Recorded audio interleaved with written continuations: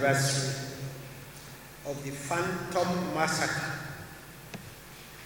I repeat, Phantom Massacre at Lekki Tollgate in Lagos, which was this combination of an otherwise peaceful protest that was later hijacked by criminals. At earlier press conferences, I had called the reported massacre at the Tollgate the first massacre in the world without blood or bodies. 1 year later, and despite ample opportunities for the families of those allegedly killed and those alleging a massacre to present evidence, there has been none. No bodies, no families, no convincing evidence, nothing. Where are the families of those who were reportedly killed at the Tollgate? Did they show up at the judicial panel of inquiry? If not, why?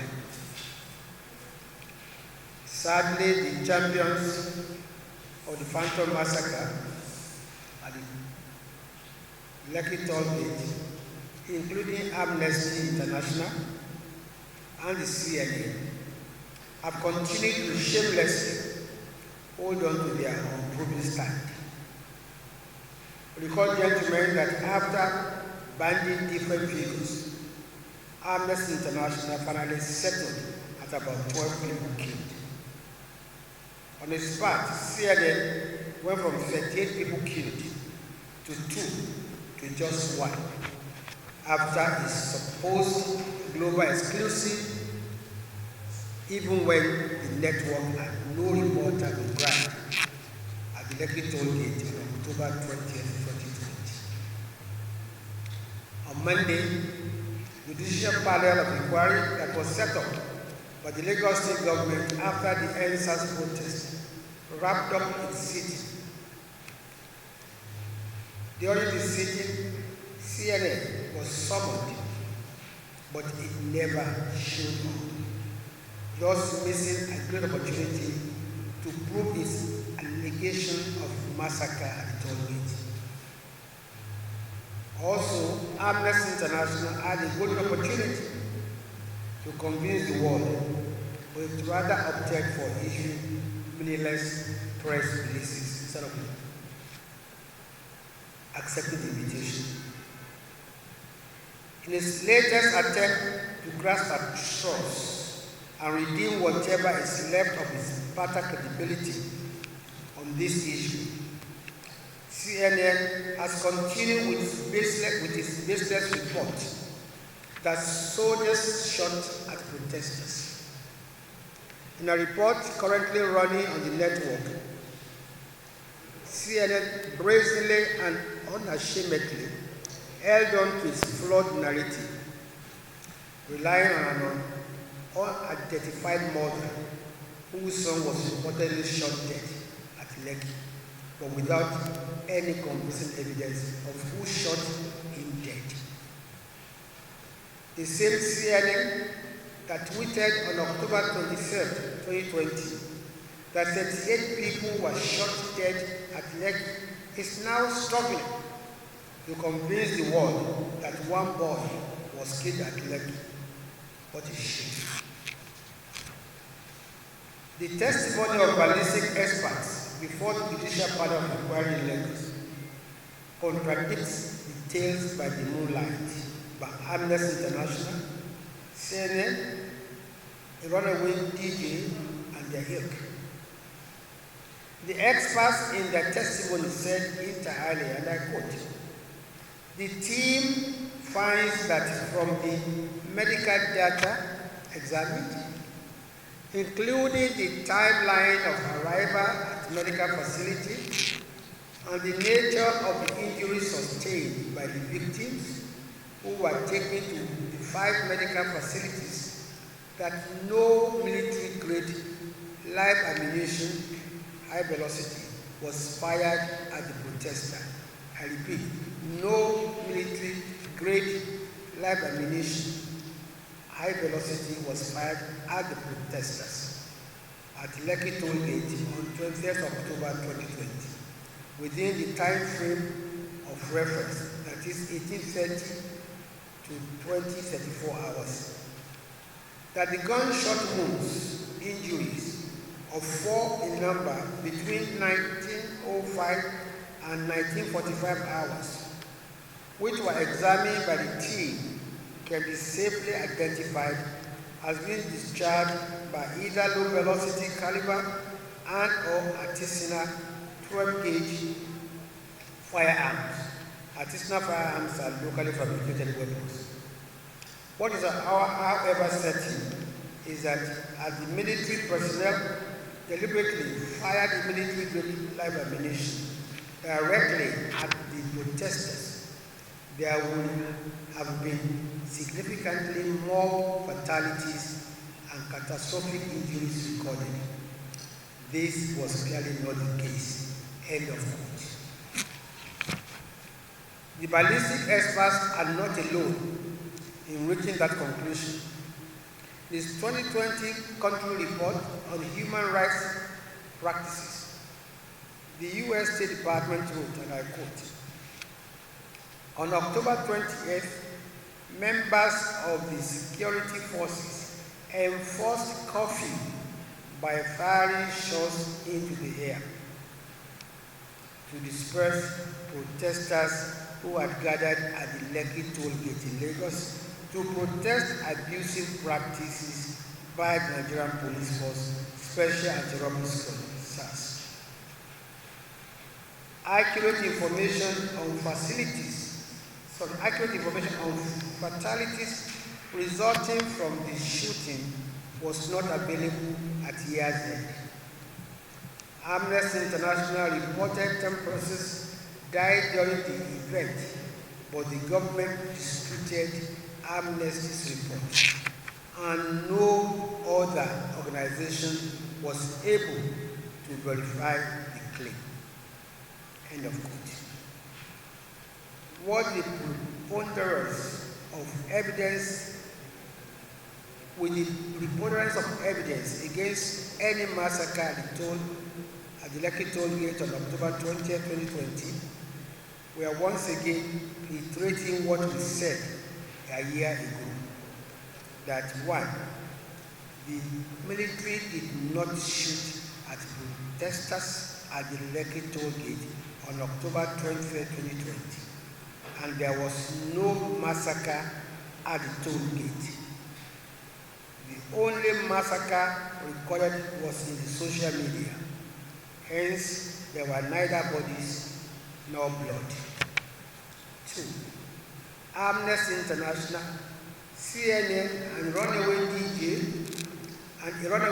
and others like them should apologize for misleading the world that there was a massacre at the Lekki Tollgate and for portraying the Nigerian military, police, and other security agencies in bad light.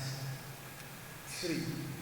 CNN acted unprofessionally by relying on unverified and possibly doctored social media videos, as well as other open source information, to conclude that the massacre took place at the toll gate.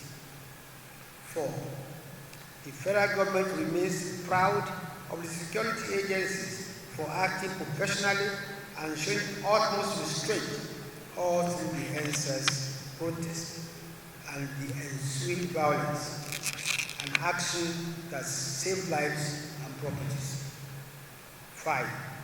The 6 soldiers and the 7 policemen who died during the EndSARS protests are human beings, families, even though the human rights organizations and CNN simply ignored their deaths, choosing instead to trumpet a phantom massacre.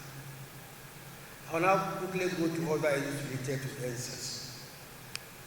The National Economic Council, which comprises all state governors and representatives of the federal government, and chaired by the Vice President, has already addressed other issues relating to the EndSARS protest. At its meeting of 15th October 2021, The NEC received an update on the reports of the judicial panels of inquiry into allegations of human rights violations against members of Nigerian Police Force and other security agencies. Note that 28 states and the Federal Capital Territory, under the auspices of the National Human Rights Commission, had set up judicial panels, commissions of inquiry, to investigate allegations of violations of human rights levied against members of the Nigerian Police Force and other security agencies, especially members of the disbanded SARS. Out of the 28 states, 11 states, Abia, Ekiti, Enugu, Gombe, Kwara, Nasarawa, Ogun, Ondo, Osun, Plateau, and Rivers have submitted their final reports to Council. Governors of other states have also indicated that their reports will be submitted soon. Following deliberation on the recommendations of the panels, NEC agreed and resolved as follows. 1. Payment of compensation to victims. Each state, in collaboration with the federal government, shall establish modalities for the settlement of all monetary compensations awarded by the panels. Already as resolved by NEC, a number of states have set up victims' compensation funds, from which several victims have already received payment of sums awarded to them by the panels. 2. Prosecution of indicted process. Council directed state governors to immediately forward copies of final reports of the panels to the Attorneys General for prompt arraignment and prosecution of all indicted process. While incidents in the reports relate to matters of discipline, in addition to prosecution, NEC urged the Nigerian Police Force to take disciplinary action on the affected police officers in line with the provisions of the Police Act 2020. 3. Improve efficiency of Nigerian Police Force and other security agencies and other security agencies architecture. NEC called on the leadership of the security agencies to ensure that A, persons recruited into arms-bearing security agencies undergo psychiatric evaluations and drug tests before enlistment, and periodically after that the personnel are psychologically fit to carry live weapons and to identify behavioral tendencies that may require psychological or psychosocial interventions. B. Personnel of the agencies dutifully observe rules of engagement in the discharge of their functions, duties around and within the civilian populace. C. While acknowledging the various initiatives introduced by the federal government to strengthen police accountability through the Police Service Commission, to sustain improved funding and budgetary allocation to the Nigerian Police Force and other security agencies, and lifting of the ban on recruitment of police officers.